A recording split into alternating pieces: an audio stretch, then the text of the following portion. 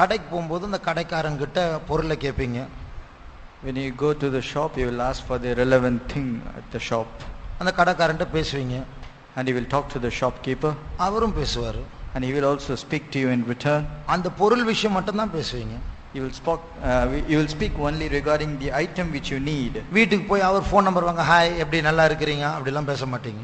After returning back to your home, you will not call up and speak, hi, how are you? அப்போ உங்களுடைய உறவு அந்த கடையோடு முடியுது, அந்த கடை சம்பந்தப்பட்ட அந்த சம்பாஷணையோடு முடியுது. Your interaction with the shopkeeper ends in the shop itself, where you buy a particular thing. நீங்க வேலைக்கு போகும்போது உங்களுக்கு மேல உள்ளவங்க கிட்ட அந்த வேலையில இருக்கும்போது இந்த வேலையோட சம்பந்தப்பட்ட காரியங்களை பேசுவீங்க. சில நேரத்தில் எக்ஸ்ட்ரா பேசுவீங்க.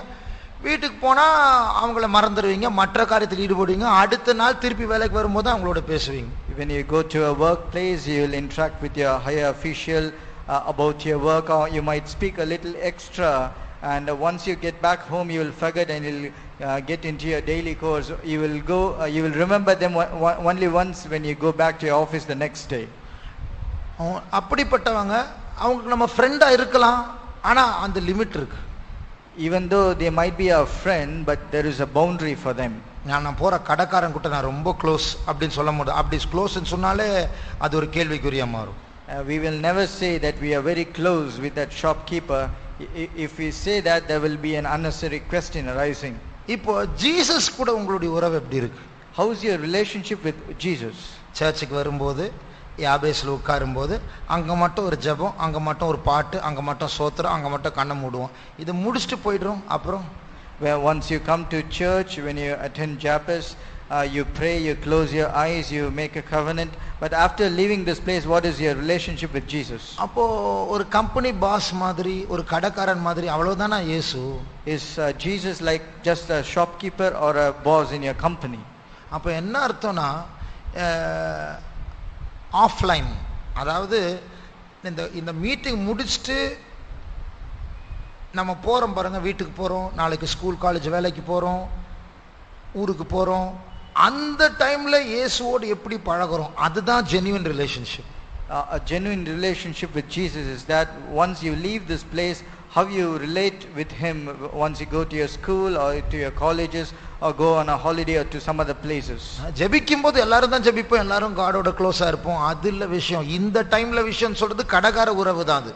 When you pray, everyone prays and everyone has a good relationship with God, but that doesn't matter. It matters how you have a relationship when you go outside this place. ஆனா Jesus விரும்புறது இதெல்லாம் முடிச்சிட்டு நம்ம practical லைஃப்ல நடைமுறை வாழ்க்கையில ஆண்டவரோடு எப்படி பழகுறோம், அதுதான் அவர் பார்க்கிறார். Jesus is keenly watching us of how we practically approach him in everyday's life apart from our prayer life. பழைய ஏற்பாட்டுல in the Old Testament, இஸ்ரவேல் ஜனங்கள் கன்றுக்குட்டியை வணங்கினார்கள். The people of Israelites, they worship the golden calf. அந்த கன்றுக்குட்டியினுடைய ஆவிக்கு ஒரு தன்மை இருக்கு. There is an character for this spirit of this golden calf. என்ன தெரியுமா? Do you know what? ஆண்டவரை சீக்கிரமா மறக்க வச்சிரும். It will very easily make you forget God. எந்த அளவுக்கு இப்போ வரும்போது நம்ம ஸ்பிரிச்சுவலா இருக்கிறோம், பக்தியா இருக்கும், பைபிள் கேட்கிறோம், பிரசங்கம் கேட்கிறோம், பாட்டு பாடுறோம், கண்ணை மூடுறோம், அதே ஸ்பீட்ல ஆண்டவர்கிட்ட வேலைக்கு போயிடும். கொஞ்சம் அப்படி போய் கேட்டுக்கு வெளியில போனா போதும், இயேசு மறந்துடுவோம். To the very same speed of how we worship the Lord, how we come close to him, how we surrender ourselves, to the very same speed we will forget him once we get outside this gate. நான் ஒரு வசனத்தை வாசிக்க சொல்ல போறேன். I'm going to ask you to read a verse. யாத்திராகமம் 32ஆம் அதிகாரம் 8ஆம் வசனம். Exodus chapter 32 and verse 8. இந்த வசனத்துல ஒரு முக்கியமான ஒரு வார்த்தை இருக்கு, அது என்ன நீங்க சொல்லணும். There is a very important word mentioned in this verse, you have to tell me. வாசிங்க. ஸ்விட்ச். அவர்களுக்கு நான் விதித்த வழியை அவர்கள் சீக்கிரமாய் விட்டு விலகினார்கள். அவர்கள் தங்களுக்கு ஒரு கன்றுக்குட்டியை வார்ப்பித்து அதை பணிந்து கொண்டு அதற்கு பலியிட்டு, இஸ்ரவேலரே, உங்களை எகிப்து தேசத்திலிருந்து அழைத்து கொண்டு வந்த உங்கள் தெய்வங்கள் இவைகளே என்று சொன்னார்கள் என்றார். என்ன முக்கியமான வார்த்தை இதுல? What is that important word? பாய் சொல்லுங்க. முக்கியமான வார்த்தை, ஒரே ஒரு வார்த்தை. நான் சொன்னதை வச்சு நீங்க கண்டுபிடிச்சலாம். குயிக்லி, சீக்கிரமாய், அதான் வார்த்தை. It's quickly turning out from the Lord. இன்னொரு உபாகமத்துல ஒரு வசனம் இருக்கு, 9ஆம் அதிகாரத்துல நினைக்கிறேன், சீக்கிரமா எப்படி இருக்கும். Even it's mentioned, I think it's in Deuteronomy chapter 9, where they quickly left the 20 Lord. verse 20ல இருக்கான்னு பாருங்க. அது quickly they turned aside quickly அப்படி இல்ல சரி எங்கேயோ அந்த இடத்துல வரும். சரி அப்போ இந்த கன்றுக்குட்டி ஆகுதுன்னா ஆவிக்குரிய ஜீவிதத்துல எவ்வளவு ஸ்பீடா இருக்கிறோமோ அந்த ஸ்பீட்ல பின்மாற்றம் வரணும். To the same speed we are having a speed in our spiritual life, to the same extent we might leave the Lord as well. அப்போ ஒரு ஒரு ஒரு ஒரு மனுஷனுக்கு ரெண்டு மனைவி இருக்குன்னு வச்சுக்கோங்க. Assuming a man has two wives, ரெண்டு பேருக்கும் போட்டி, and they have a competition between them. அப்போ ஒரு மனைவி கூட ஒரு க்ளோஸா இருக்கும், அடுத்த மனைவி வா வா வா போலாம், ஏன் அப்படி அவ்வளவு நேரம் போலாம் அப்படின்னு கூப்பிடுவாங்க வச்சுக்கோங்க. Assuming he is close to one wife and the other wife he treats him harshly. இது போல தான் நமக்கு எல்லாருக்கும் ரெண்டு ஹஸ்பண்ட் மாதிரி. Likewise it is we having two husbands. Jesus வந்து ஒரு husband, Jesus is one husband. இங்க அவரோட நம்ம க்ளோஸா இருக்கிறோம். We are very close with him when we are here. முடிச்சு கேட்டுக்கு வெளியில போனோம்னா அடுத்த ஹஸ்பண்ட் ரெடியா இருக்கிறார் கூப்பிடுறதுக்கு. When we just complete all this, go outside the gate, there is the second husband waiting for us outside. வா கிளம்பு, எவ்வளவு நேரம் சர்ச்சில் உட்கார்ந்து இருக்கேன் வா. How long are you seated in the church? Come, let's go out. அந்த போன வாரம் அனுபவிச்சு அது போ, திருப்பி அங்க போ. Last week you had a good experience at a particular place, let us go there again. அது கூப்பிட கூட தேவை, நம்முடைய இருதயம் தானா அதை தேடும். It is not required for him to call us, we will ourselves go. இந்த காட்டு கழுதை பற்றி எங்க இருக்கு? எரேமியாவுல 2ஆம் அதிகாரமா? Wild ass used to the wilderness. Jeremiah chapter 2.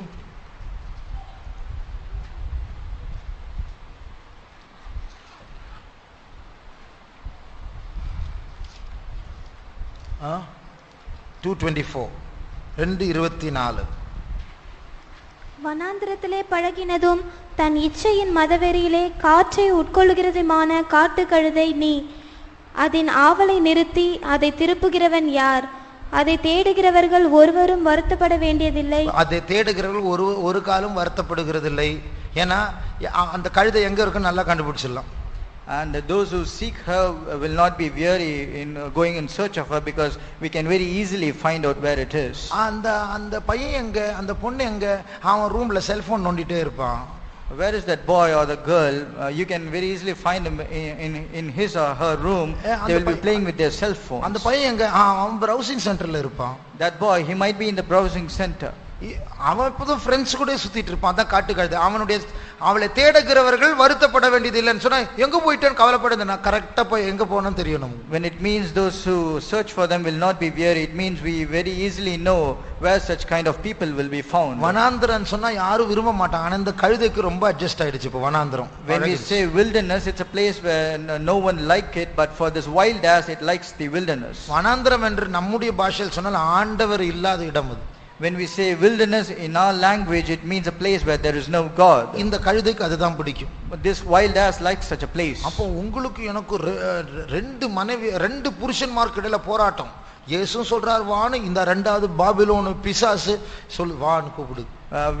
We have strife between two husbands. Jesus say you have to come this way. Babylon or this Satan, he will invite us to the other way. சரி, ஏனோக்கு எத்தனை நாள் உயிரோடு இருந்தார்? அவருடைய வாழ்நாள் எத்தனை நாள்? How long was Enoch on this earth? ஏனோக்கு சாகும்போது என்ன வயசு? What was the age of Enoch? Very good. சரி, ஏனோக்கு வெளியே மேல போகும்போது என்ன வயசு? What was the age of Enoch when he was caught up to heaven? தெரியல?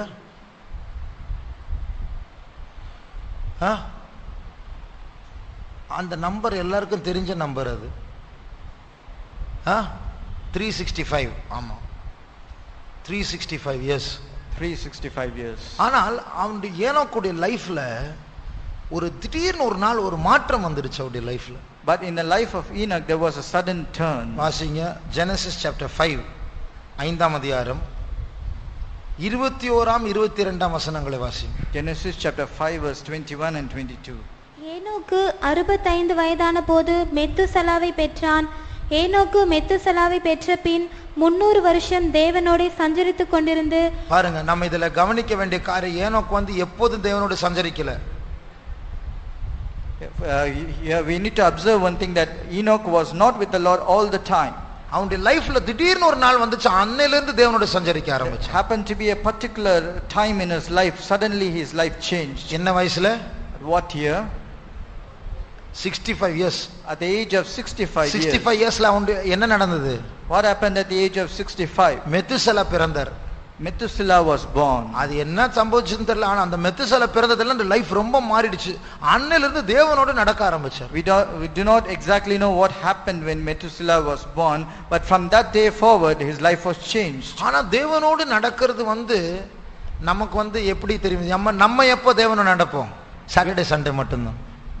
We are occasioned to walk with the Lord only during Saturdays and Sundays. Monday கூட பிறக்கணும் தேவையில்லை, சண்டே நைட் வந்தாலே தேவனோட நம்ம ஸ்விட்ச் ஆஃப் ஆயிடுவோம்.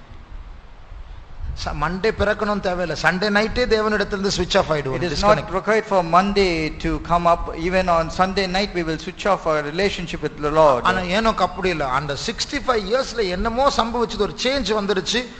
சாகர வரைக்கும் 300 years ஸ்டெடியா இருந்தார் லைஃப்ல. At the age of 65 something happened to Enoch. From that day forward he was walking with the Lord till the day he was caught up to heaven. இது போல நம்முடைய லைஃப்ல அப் டவுன் ஆன் ஆஃப் அப்படின்னு மாறி மாறி வராம ஸ்டெடியா இருக்கணும்னா நம்ம எப்படி வாழலாம்? If at all we need to be having a steady relationship walking with the Lord without having an up and down, what we should do? பைபிள்ல அதனால தான் பைபிள்ல சொல்லிருக்கு இடைவிடாமல் ஜெபம் பண்ணுங்கள். That is why it is mentioned in Bible that we need to pray without ceasing. இடைவிடாமல் ஜெபம் பண்ணுங்கன்னு சொன்னா, ஒருவேளை நம்ம ஒரு மணி நேரம் ஜெபிச்சா கூட அந்த ஜெபத்தை முடிச்சுட்டு ஆமேன் அப்படி சொன்னா கூட ஜெபத்திலிருந்து எழும்பி இருக்கலாம், ஆனா ஆண்டவருக்கு நமக்கு கனெக்ஷன் போயிடக்கூடாது. Perhaps we might be in a prayer continuously for 1 hour, but after saying an amen and you get up from the prayer, the relationship between you and God should not stop. நம்ம மனுஷர்கிட்ட பேசினாலும், பஸ்ல போனாலும், friends கூட இருந்தாலும் நமக்கும் ஆண்டவருக்கும் அந்த connection இருந்துட்டே இருக்கணும். அதுதான் தேவனோடு சஞ்சரிக்கிறது. We might be having conversation with men, we might be traveling in a bus, but the relationship or the connectivity between us and God should never stop. We should always have a relationship. அதுதான் இடைவிடாமல் ஜெபம் பண்ணுங்க. அதுதான் தேவனோடு சஞ்சரிக்கிறது. That is what is called as praying without ceasing, and that is what is walking with the Lord always. அடுத்தது பைபிள்ல சொல்லிருக்கு, இரவும் பகலும் அவருடைய வசனத்தை தியானிக்கிற மனுஷன் பாக்கியவான். And also it's mentioned in the Bible, he that will meditate in the word of God day and night is blessed. அப்போ எப்போதும் நம்ம பைபிள் படிச்சுட்டே இருக்கணும், நம்ம வசனம் தியானிச்சுட்டே இருக்கணும். We should always continually meditate the word of God. Bible மூடுனா கூட வசனம் மைண்ட்ல இருக்கணும், அதை மறக்கவே கூடாது. Even if we close our Bible, but the scripture, the word of God should always be present in our mind. நம்முடைய சபையில் ஒரு விசுவாசி இருக்கிறார், என்கிட்ட சொன்ன பிரதர் நான் 67 முறை பைபிள் படிச்சுட்டேன் அப்படின்னு. In our fellowship there is a believer. He has come and said to me that he has read Bible for more than 67 times. Mount விசுவாசி தான். And he is from Mount Faithum. இன்னும் தண்டையார்பேட்டில் ஒரு தாத்தா இருந்தார், 175 தடவை படிச்சார் பைபிள் அவர். There is an old father in Thandiyapet Faithum. He has read Bible for more than 125 times. அப்போ அதெல்லாம் இரவும் பகலும் எப்ப டைம் கிடைச்சாலும் பைபிள் தான். Whenever he finds time, he will always keep reading the Bible. இப்போ அதுதான் இப்போ இடைவிட எப்போ ஜெபம் பண்ணணுமோ எப்போ பைபிள் படிச்சுட்டே இருக்கணும், இதுதான். Whenever we find time, we should always meditate in the word of God and also keep praying. ஆனா பிராக்டிக்கலா யோசிச்சு பார்த்தா ரொம்ப கஷ்டமான காரியம் இல்லையா?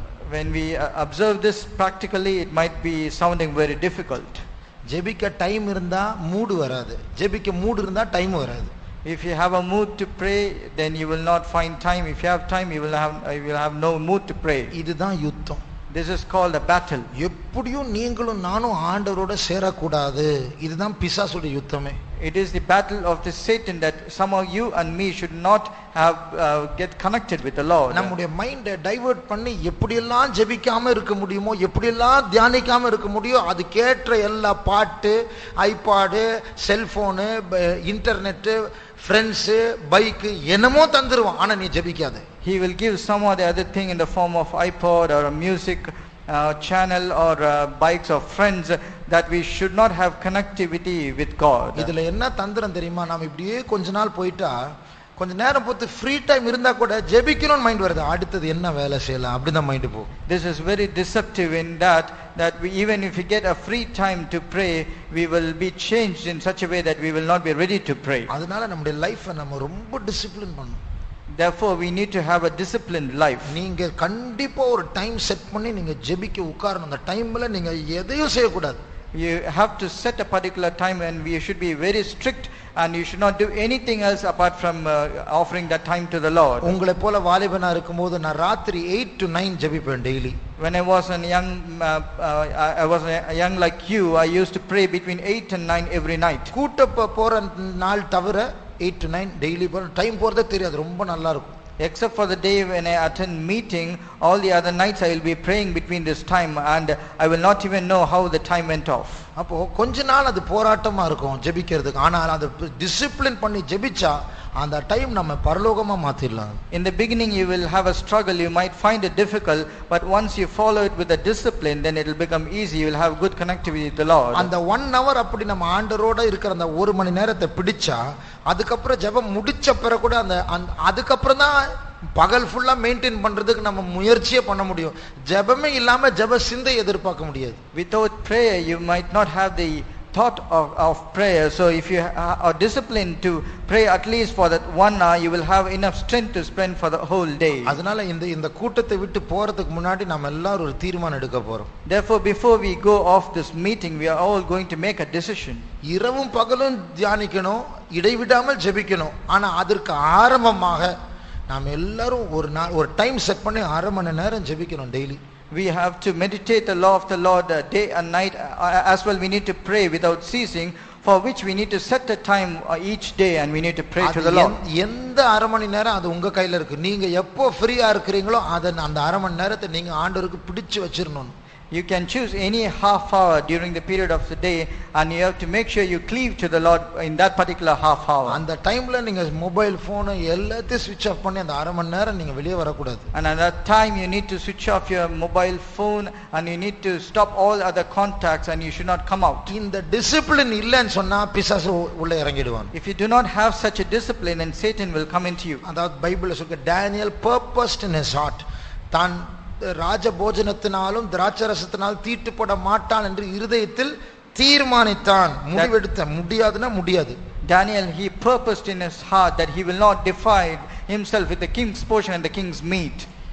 இப்படி நமக்கு ஒரு டிசிப்ளின் இல்லாம போனா நம்முடைய லைஃப் லூஸ் ஆயிடும்.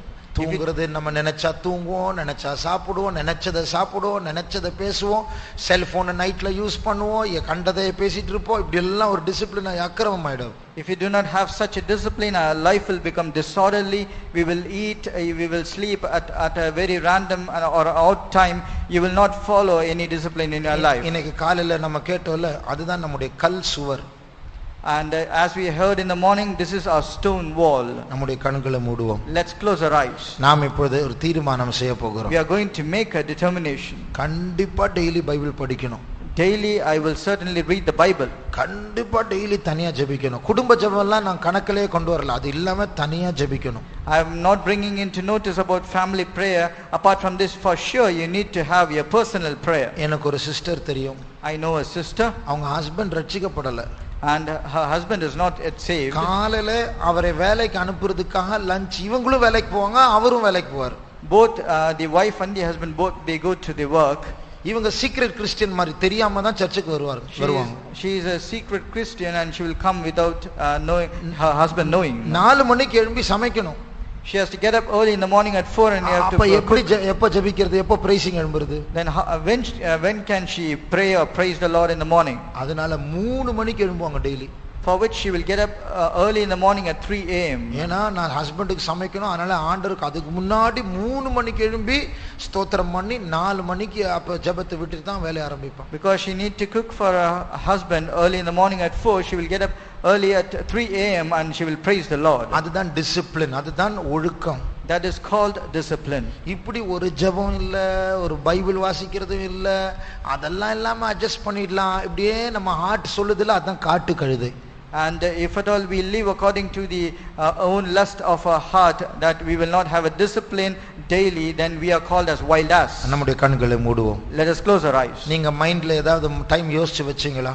Have you purposed any time on a day in your mind? நான் இந்த அரை மணி நேரம் கண்டினியூஸா இவ்வளவு நான் ஜெபிக்க போறேன். For half an hour continuously I am going to pray each day. அது எப்படியோ பகலோ இரவோ அதிகாலையோ ஏதோ ஒரு டைம் அரை மணி நேரம் ஜெபிச்சு தான் அந்த நாளை முடிக்கணும். It might be early in the morning or during the day or any time at night, but for sure I have to pray that half hour. இந்த டிசிப்ளின் இல்லனா ஆண்டவரோடு நடக்க முடியாது ஏனோக்கே போல. If you do not have this discipline, you cannot walk with the Lord like Enoch. அப்படி discipline பண்ணாவிட்டால் கன்றுக்குட்டி நம்ம சீக்கிரமா ஆண்டவரை விட்டு விலக பண்ணும். If you do not discipline yourself like this, very soon that molten calf will make you depart from the Lord. அடுத்தது ரகசிய பாவங்கள் தான் தாக்கும். Then you will be attacked by secret sins. அப்புறம் ஜெயிக்க முடியல புலம்பிட்டு இருக்கோம். என்ன பிரயோஜனம்? நம்ம பண்றத பண்ணணுமே.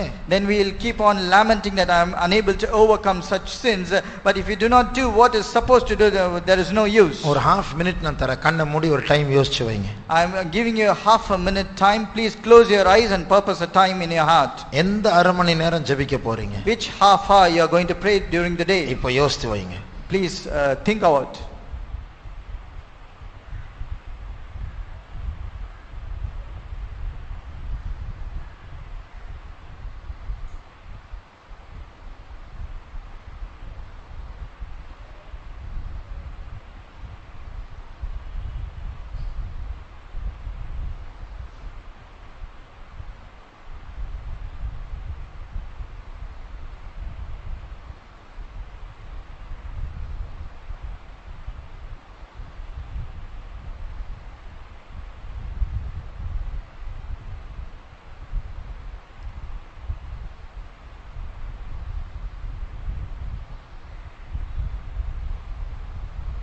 இப்போ யோசித்து வைத்திருக்கிறவர்கள், those who have already made a decision, எந்த half an hour, which half hour, இப்போ அது தேவ சமூகத்தில் ஒரு தீர்மானமாக நம்ம முத்திரை செய்ய போறோம் அந்த time. as a decision we are going to seal that particular time in the presence of God today. அந்த half an hour யாருக்கும் கொடுக்க கூடாது. You should not give that half hour to anybody. ஆண்டவரும் நானும் மட்டும்தான். It is between me and God alone. ஆரம்பத்துல சில போராட்டங்கள் வரும். Initially you will have some struggle. ஜெபிக்க தோணாது. You will not be able to pray. டிஸ்டர்பிங்கா இருக்கும். அதான் பிசாசுடைய போராட்டம். There will always be some disturbance which is being caused by Satan. ஆனாலும் டிசிப்ளின் பண்ணி உட்காரணும் அங்க.